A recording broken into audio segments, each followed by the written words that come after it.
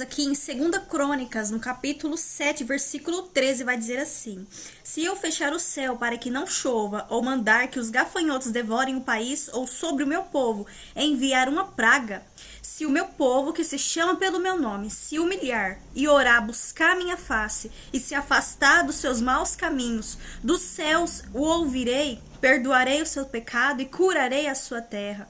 De hoje em diante os meus olhos estarão abertos e os meus ouvidos atentos às orações feitas nesse lugar. Amém?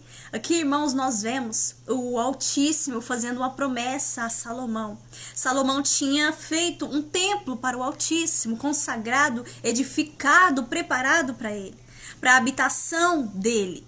E ali, irmãos, nós vemos que o Eterno fala que se ele fechar os céus para que não chova, se ele enviar gafanhotos, pragas, a destruição sobre aquele lugar, e se o povo que se chamasse pelo nome dele, aquele povo escolhido dele, se o povo se humilhasse, se o povo se aquebrantasse, ele sararia a sua terra, ele abriria os céus novamente, ele encheria os celeiros, ele ia repreender os gafanhotos, ele ia, irmãos, arrancar o destruidor da vida deles. Nós vemos, irmãos, que naquela época de Salomão, no Antigo Testamento, ali, irmãos, a Arca da Aliança representava a presença do Altíssimo. E ali, irmãos, nós vemos que ele edifica, ele constrói um templo dedicado ao Altíssimo. Só que hoje, irmãos, a partir da morte do Messias, o véu foi rasgado e hoje nós somos o templo dele.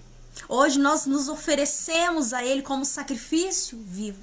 Ali naquela época Salomão oferecia sacrifícios de animais, de cordeiros, ali pro Altíssimo lá naquele templo. Tinha sacerdotes, pessoas específicas para essa área do sacrifício. Mas o cordeiro, ele se ofereceu como sacrifício vivo e eterno. Então hoje nós não precisamos mais sacrificar nenhum animal, nenhum sacrifício de sangue. Porque o próprio derramou o seu sangue para remissão de pecados, por amor a nós. Então, irmãos, hoje nós somos o templo e morada dele. Hoje ele faz morada em nós, através do Santo Espírito, do Espírito Santo. Então, irmãos, nós vemos que ele fala que a partir daquele momento ele ouviria toda a oração que fosse feita naquele lugar. Ele ouviria, ele receberia os sacrifícios, as ofertas. E hoje nós somos sacrifício vivo, de aroma agradável ao nosso Criador.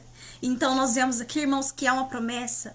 Ele fala que a partir daquele momento, toda a oração que se fizer naquele lugar, ele ouvirá. Essa promessa, irmãos, que o Altíssimo fez a Salomão seria se eles permanecessem na obediência, se eles continuassem a seguir, se Salomão seguisse o caminho que o pai dele, Davi, andou perante ao Altíssimo, porque Davi foi considerado um homem segundo o coração do Eterno.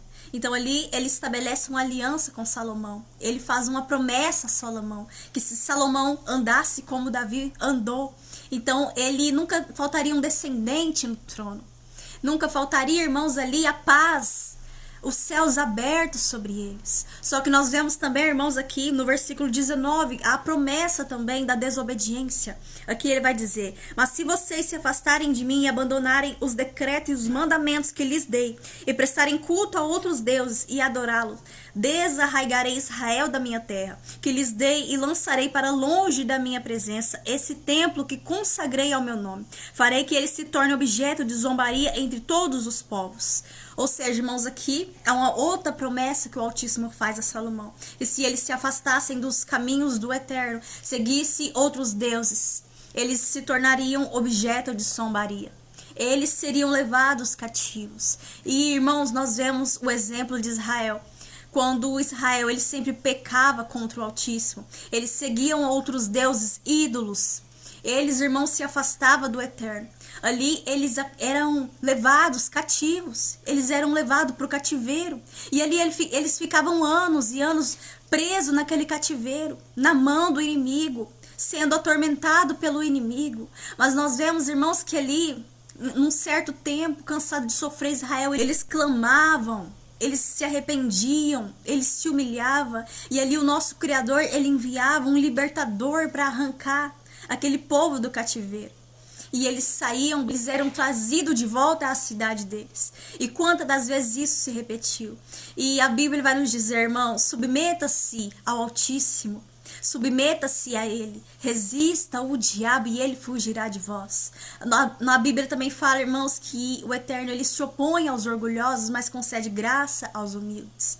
Então aqui nessa passagem nós vemos que há uma chave, há um conselho, há irmãos, instrução para que a gente possa viver bem, que a gente possa andar num caminho de paz, sem que a destruição, sem que o nosso inimigo venha nos atingir com as pragas. É andar no caminho da obediência, irmãos. É andar no caminho do coração aquebrantado, um coração rendido, um coração humilde, um coração ensinável. Porque nós vemos que a chave, irmãos, é o quebrantamento de coração.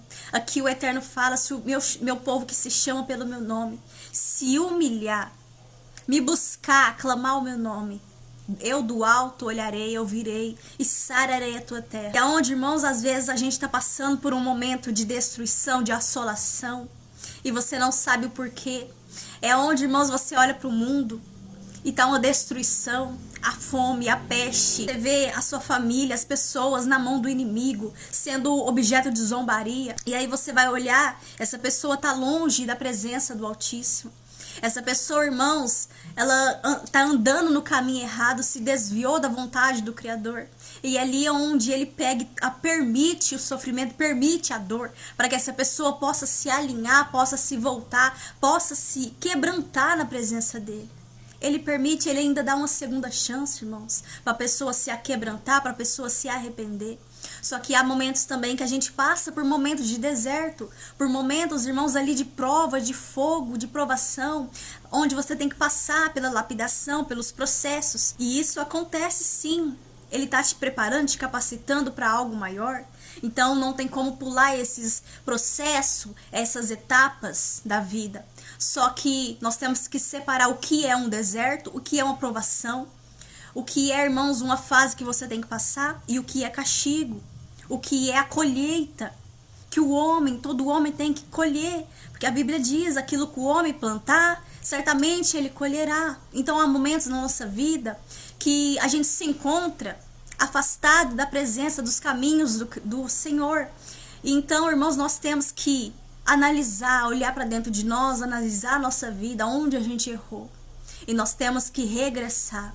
Nós temos, irmãos, que redirecionar o caminho e voltar de onde a gente nunca deveria ter saído. Voltar para a presença, voltar para a humilhação, voltar para o quebrantamento, para que assim ele possa olhar, ele possa, irmãos, ter misericórdia, ele possa sarar a terra, ele possa repreender todo o mal que o inimigo traz sobre a nossa vida. Porque lembre-se que toda brecha, irmãos, toda legalidade que a gente dá, é como se o Satanás tivesse uma carta, uma autorização para tocar na nossa vida, para tocar nas finanças, para tocar na saúde, para tocar no filho, para tocar na nossa família. E é onde ele vem e destrói. E você se torna objeto de zombaria, porque é uma permissão. O próprio Altíssimo permite. Amém?